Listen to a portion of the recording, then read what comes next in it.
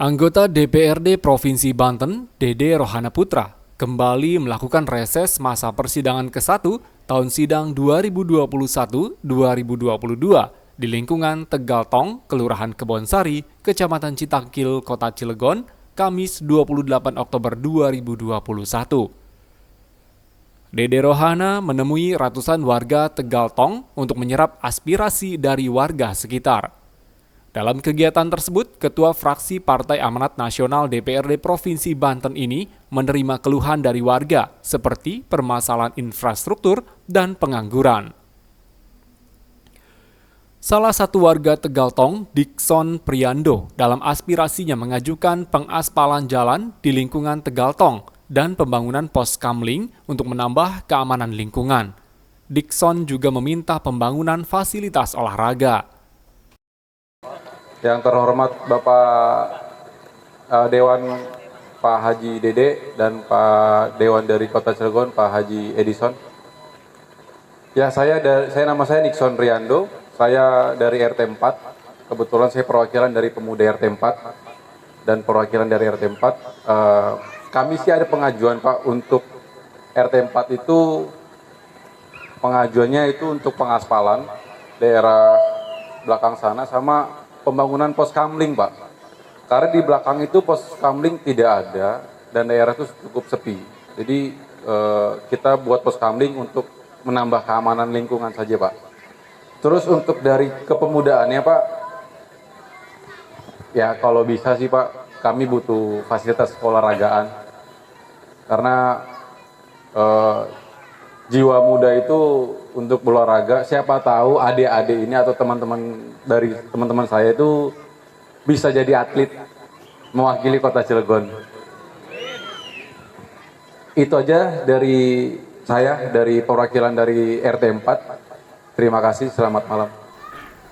Suyadi, warga Tegal Tong yang lain, meminta agar anggota DPRD Banten, Dede Rohana, membantu mengentaskan pengangguran di lingkungan sekitar.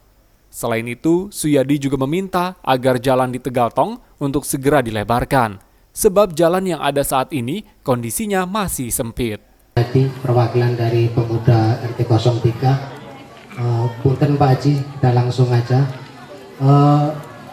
Perlu saya sampaikan bahwasanya semenjak pandemik ini, khususnya pemuda yang sudah lulus, mengalami kesulitan dengan pekerjaan.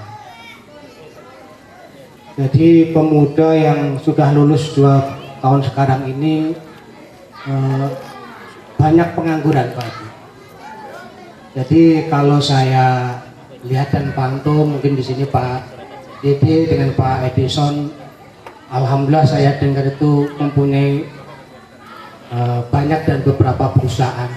Mungkin saya mohon ke depannya mungkin di pemuda kami atau pemudi kami bisa mungkin direkrut lah. Karena di perusahaan itu tanpa yang bawa itu sangat susah sekali. Saya sendiri di perusahaan KB itu mau membawa 1 orang itu susah karena posisi saya paling terkecil. Kalah dengan yang posisinya foreman ke atas. Jadi itu sangat mustahil untuk saya bisa membawa anak-anak untuk di perusahaan saya. Memang saya sudah organik tapi kalah kompetisi. Lolos di HRD tapi di lapangan kita mungkin Pak Haji lebih paham dengan posisi di perusahaan. Jadi saya mohon ke depannya itu ada 50 pemuda kurang lebih dan pemudi di Tegal Tong ini sulit sekali dengan pekerjaan. Jadi sekarang hanya sambilan saja. Ada yang menyemir sepatu yang bisa, jadi itu mungkin tidak nyaman lah karena mungkin pengennya di bulanan itu rutin. Itu yang pertama. Mengenai jalan Pak Dede yang di depan tadi itu sangat urgent lah bahasanya. Jadi saya pengen seperti Cisamsu Jin. Jadi mohon kekurangan itu ya saya mau dari pribadi lah bahasanya. Jadi tidak ada proses, ini dari lubuk saya sendiri mewakili. Itu sebenarnya jalan milik warga RW 05. Tapi kita sudah berusaha dengan Pak RT, Pak RW perjuangan sangat luar biasa. Saya mohon dengan yang kekurangan itu ya minimal sedikit syukur-syukur dilunasi. Itu ini bukan bahasanya menodong dengan Pak Dewan, tapi memohon karena ini sudah ada nominal Pak, sudah harus diberikan karena ini adalah manfaatnya luar biasa Pak. Jadi kalau mobil simpangan di situ sangat sedih. Menjawab aspirasi warga, Dede Rohana mengaku siap membantu memperjuangkan pembangunan infrastruktur yang diinginkan warga, baik aspirasi pelebaran jalan, sarana olahraga, atau pembangunan balai warga. Jalan drainase sepanjang 240 meter. Dari sekian banyak ini, tadi ada yang ngusulin jalan. Jalan bisa saya bantu untuk anggaran tahun depan APBD. Sekitar kurang lebih nilai 200 juta. Silahkan tempatnya mau di mana aja. Mau di tempat yang ini diusulin atau tempat yang tadi siapa yang usulin atau mau balai warga bisa. Balai warga kira-kira bangunannya sekitar 150 juta. Atau mau apa lagi? Pelebaran jalan. Itu bisa 1 miliar, Pak. Kalian dari ujung sana ujung sana, tapi butuh proses di APBD. Namun ia hanya bisa merealisasikan satu pembangunan infrastruktur untuk lingkungan Tegaltong.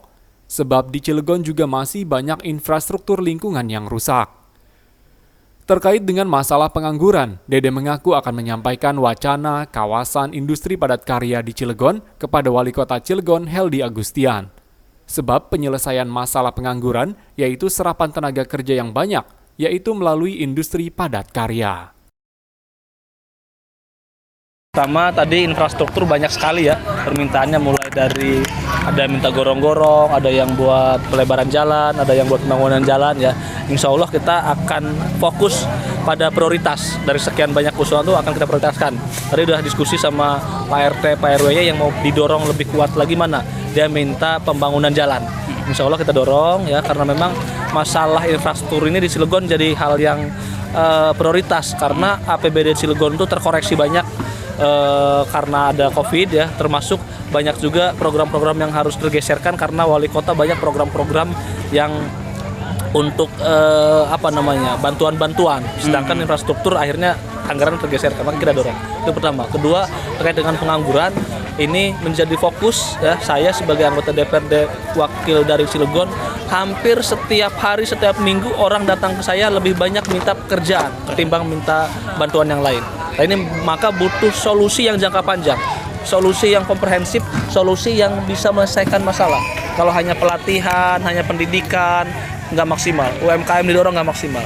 Maka kita dorong, tadi ide saya itu bagaimana supaya kita membuat kawasan industri khusus padat karya ya. Di situ nanti harus subsidi. Dengan cara apa subsidinya? Dibolehkan dibayar UMR misalnya, atau dibebaskan juga pajak penerangan jalannya, dibebaskan lagi misalnya pajak PBB-nya. Kalau perlu dari pemerintah pusat PPh-nya dibebaskan misalnya. Itu bagian dari apa? Bagian dari subsidi supaya industri padat karya itu bisa tumbuh di Cilegon. Dengan demikian kalau ada satu saja pabrik padat karya di Cilegon sebesar, saya kasih contoh Nikomas misalnya, bisa 60.000, 30.000 itu sudah selesai kemanggilan. Tapi kalau didorong pelatihan nggak bakal selesai gitu.